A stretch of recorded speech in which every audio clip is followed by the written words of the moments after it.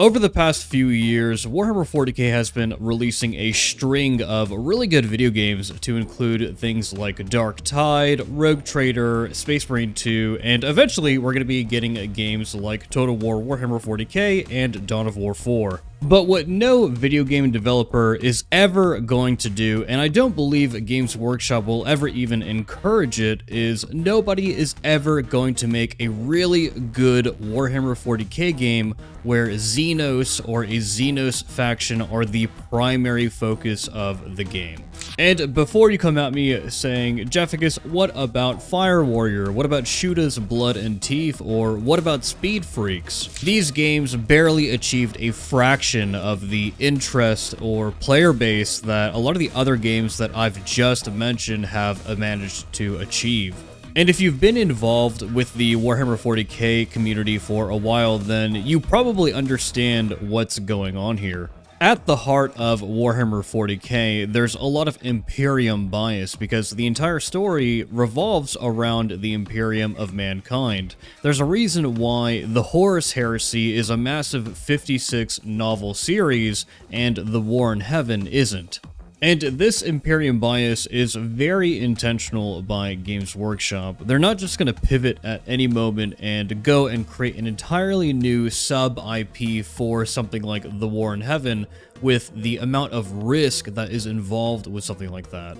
Plus, the Imperium is a very unique entity in the sci-fi space because it combines all these very unique characters ranging from things like warrior and nuns to World War I inspired soldiers using World War I inspired technology, and then of course ranging all the way to the Space Marines, which are so thematically well done and of course in tune with the Warhammer 40k setting. When it comes to the portrayal of humanity in a sci-fi setting, Games Workshop has definitely created something extremely unique with the Imperium of Mankind. Dare I say, I believe it's the best portrayal of humanity in sci-fi at the moment. Who would have thought that having a civilization as fucked up as the Imperium of Mankind be the main characters of your setting was also the key to having a successful setting. And don't get me wrong, the lore of the various Xenos factions in Warhammer 40k is equally cool, equally grimdark, and also extremely fascinating, but it's been proven time and time again, specifically when it comes to writing these characters, or specifically Xenos characters, that more often than not, Imperium characters make better protagonists or main characters, whereas Xenos characters make for better secondary characters or supporting characters. For the best example of this, look no further than the most recent cinematic for the war happening on Armageddon, where Commissar Yarrick makes his cinematic return, and he's likely going to be pit up against the ultimate war boss of war bosses, Ghazghkull Thraka. Now, I'm excited for this because I am a massive Orc fan. They're probably my favorite faction in Warhammer 40k, but I also understand that Ghazghkull Thraka probably wouldn't make for the best protagonist in a series of books, or a TV show, or even a video game. Commissar Yarrick would definitely make for a perfect protagonist in every single one of those things. We've already seen it with the books, for example, and even with some animations. The reality is that factions like the Orcs, or the Tyranids, or Genestealer cults make for great antagonists in a lot of these stories.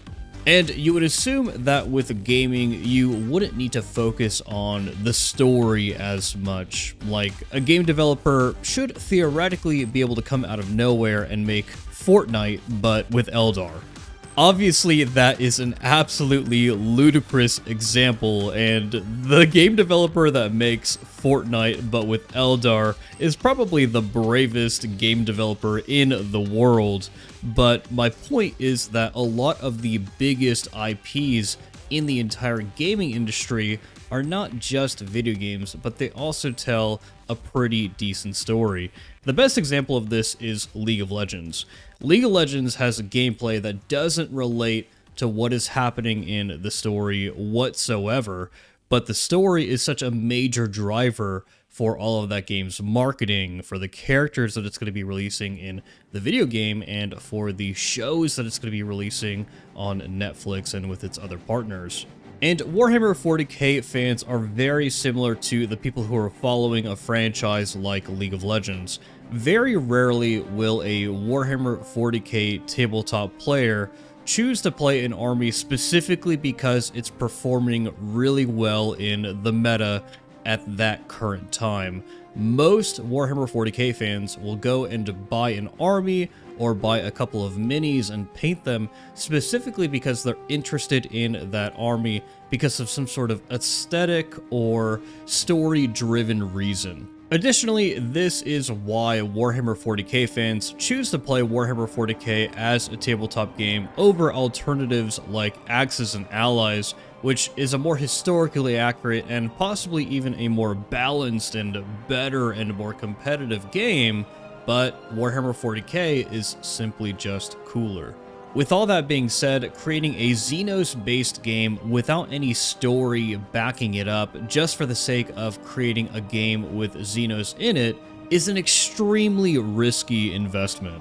And we saw this play out with Warhammer 40k Speed Freaks. Speed Freaks is a really good game in my opinion. I think they really nailed the graphic style that they were going for. The orcs all sound and look amazing, and the gameplay is also extremely fun, if not a little niche. And although Speed Freaks has its own issues that are keeping the community from really exploding with growth, I think that the very core issue of Speed Freaks is the nature of the game itself. It features orcs as the primary characters in the game. At the very heart of Speed Freaks, the story and lore behind the game actually makes a lot of sense. It's very, very true to the nature of orcs in the Warhammer 40k setting. But the issue is that the game doesn't actually present a story for the player to engage with. Most casual players are going to download the game, play a couple of rounds, and then just leave.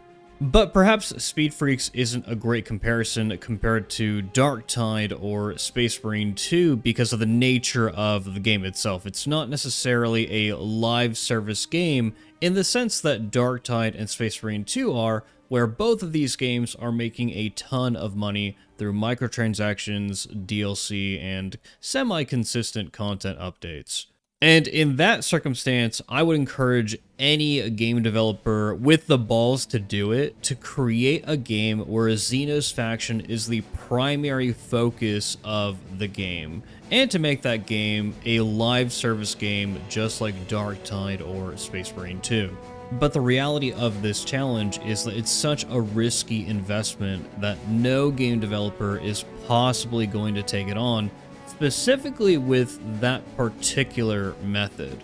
But I think the solution to this is creating a game where both the Imperium and one specific Xenos faction are the primary characters of that game. And I'm not talking about any specific Xenos faction like the Tau or the Eldar.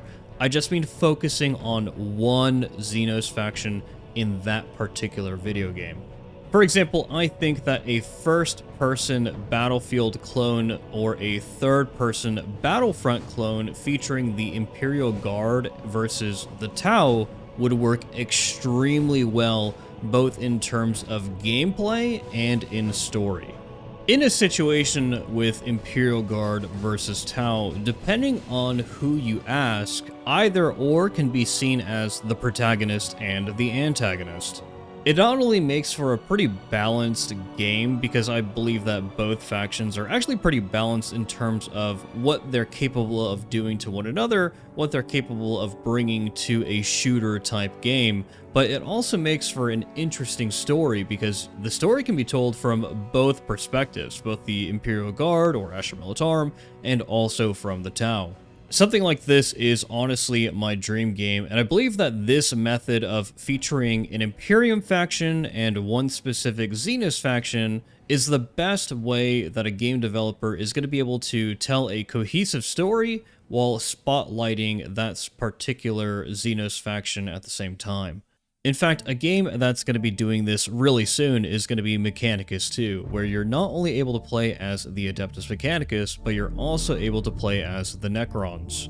We'll just have to wait and see if the game spawns an entire new generation of Necron fans and see if the scales of Imperium Bias are able to tip just a little bit. Anyways, guys, make sure that you like, hype, and subscribe if you enjoy the video, and let me know in the comments below if you think that any particular Xenos faction is ever going to get its own game, and in what genre. This has been Jefficus, the Emperor Protects.